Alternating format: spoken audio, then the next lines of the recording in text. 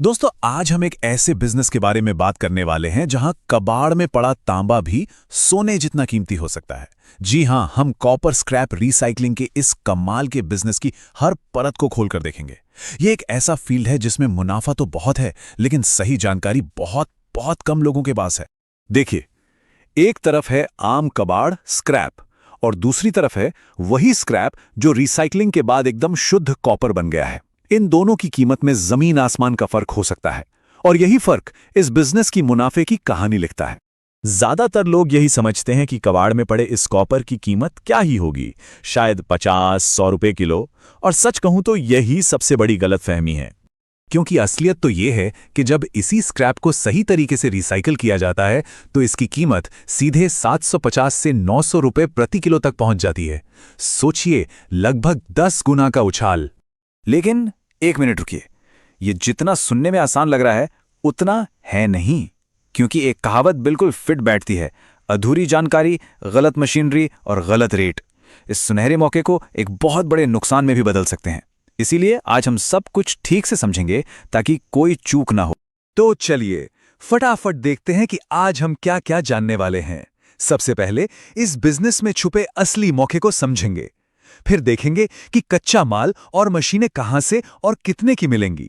उसके बाद रिसाइकलिंग का पूरा प्रोसेस समझेंगे। फिर आएगा सबसे जरूरी हिस्सा, लागत और मुनाफे का पूरा हिसाब। और आखिर में माल बेचना कहां है और बिजनेस को आगे कैसे बढ़ाना है, इस पर बात करेंगे। तो पहला सवाल यही उठता है कि आखिर ये कॉपर स्क्रैप रिसाइकलिंग का बिजनेस है क्या, और जब हम स्क्रैप को रिसाइकिल करते हैं तो आखिर में क्या बनता है जिसे लोग खरीदते हैं। चलिए पता लगाते हैं। बहुत ही आसान भाषा में कहूं तो ये हमारे घरों और फैक्ट्रियों से निकलने वाले पुराने बिजली के तार, खराब मोटर या बेकार केबल्स को एक कीमती चीज में बदलने का प्रोसेस है। इस स्क्रैप को पिघलाया जाता है, उसे साफ किया जाता है और उससे एकदम नए इंडस्ट्रियल प्रोडक्ट्स बनाए जाते हैं। और ये जो प्रोडक्ट्स बनते हैं वो कोई मामूली चीजें नहीं हैं। हम बात कर रहे हैं कॉपर की सिल्लियों यानी इंगट्स की, कॉपर केक्स की और कॉपर रॉड्स की। ये वो फाउंडेशनल प्रोडक्ट्स हैं जिन पर हमारी पूरी इलेक्ट्रिकल और मेटल इंडस्ट्री टिकी हुई है, इसीलिए इनकी डिमांड मार्केट में हमेशा बनी रहती है। ठीक है, तो बिजनेस का कॉन्सेप्ट तो समझ आ गया, लेकिन अब असली सवाल पर आते हैं।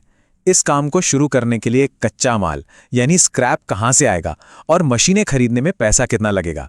चलिए इसका पूरा हिसाब किताब लगाते हैं।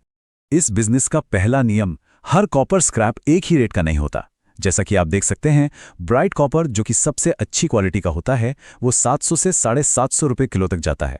वहीं जो मिक्स स्क्रैप होता है वो 520 के आसपास मिलता है। बस इन रेट्स का ज्ञान होना ही मुनाफे और नुकसान के बीच का फर्क तय करता है। अब आगे की सारी कैलकुलेशंस को सिंपल और प्रैक्टिकल रखने के लिए हम एक औसत खरीद रेट मानकर चलेंगे, 630 रुपए प्रति किलोग्राम। ये एक सेफ नंबर है जो हमें असली मुनाफे के करीब रखेगा। तो ये स्क्रैप का खजाना मिलेगा कहाँ? आपको कहीं दूर जाने की जरूरत नहीं है। आपके शहर के कबाड़ी बाजार, बिजली के ठेकेदार, मोटर ठीक करने वाली दुकानें और यहां तक कि ई वेस्ट डीलर्स, ये सभी इसके बहुत बड़े सोर्स हैं। बस सही लोगों से सही संपर्क बनाने की देर है।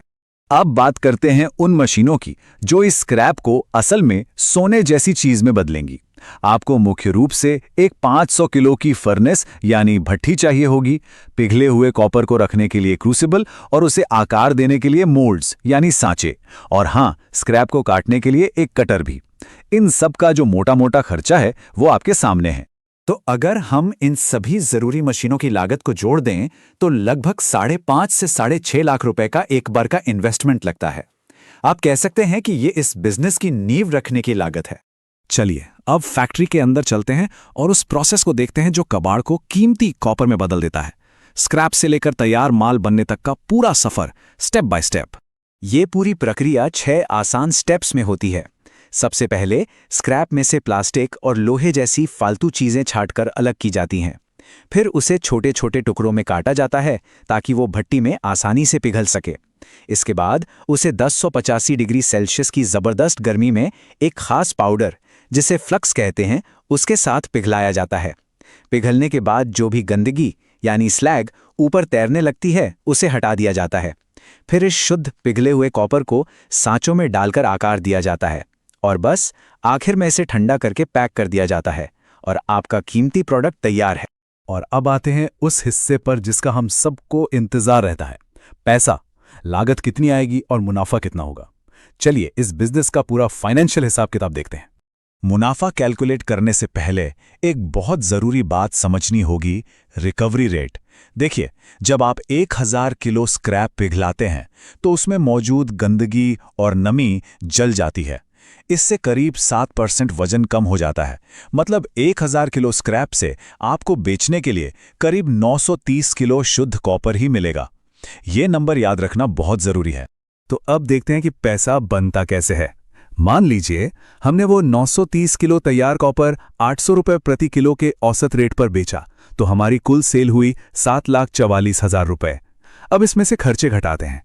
कच्चे माल पर हमारा खर्च हुआ था 6,30,000, और फिर भट्टी का तेल, मजदूरी, बिजली, इन सब का मिलाकर करीब 35,000 रुपये और लग गए। तो हमारा कुल खर्चा हो गया 6,65,000 रुपये। तो अब जब हम कुल कमाई में से कुल खर्च को घटाते हैं तो हमें मिलता है हमारा नेट प्रॉफिट, और वो है लगभग 79,000 रुपये सिर्फ एक बैच से। जरा सोचिए, अगर कोई महीने में ऐसे सिर्फ 10 बैच भी निकाल लेता है तो ये मुनाफा आराम से 6 से 7 लाख रुपए महीना तक पहुंच सकता है। यही इस बिजनेस की असली पावर है। ठीक है, माल बन गया, मुनाफा भी दिख गया, लेकिन सबसे जरूरी सवाल, इसे बेचना कहाँ है और इस बिजनेस को आगे कैसे बढ़ाना है। चलिए अब सेल्स और ग्रोथ की स्ट्रैटेजी पर बात करते हैं। इस बिजनेस में सफल होने के कुछ सुनहरे नियम हैं। पहला, हमेशा सस्ता और भरोसेमंद कच्चा माल खोजें। दूसरा, अपने प्रोडक्ट की क्वालिटी कभी गिरने ना दें। तीसरा, अपने ग्राहकों को रेगुलर सप्लाई दें। और अगर सबसे ज्यादा मुनाफा कमाना है तो बीच के लोगों को हटाकर सीधे उन फैक्ट्रियों को माल बेचें जिन्हें इसकी सबसे ज्यादा जरूरत है, जैसे कि तार बनाने वाली कंपनियां, ब्रास यूनिट्स या बड़े मेटल ट्रेडर्स। तो कुल मिलाकर कॉपर स्क्रैप रिसाइकलिंग एक वास्तविक, भरोसेमंद और हाई डिमांड वाला बिजनेस है। अब सवाल बस ये है कि अगर सही जानकारी और सही तरीके के साथ इसे किया जाए तो क्या ये बिजनेस एक सुनहरा मौका नहीं है। इस पर सोचिएगा जरूर।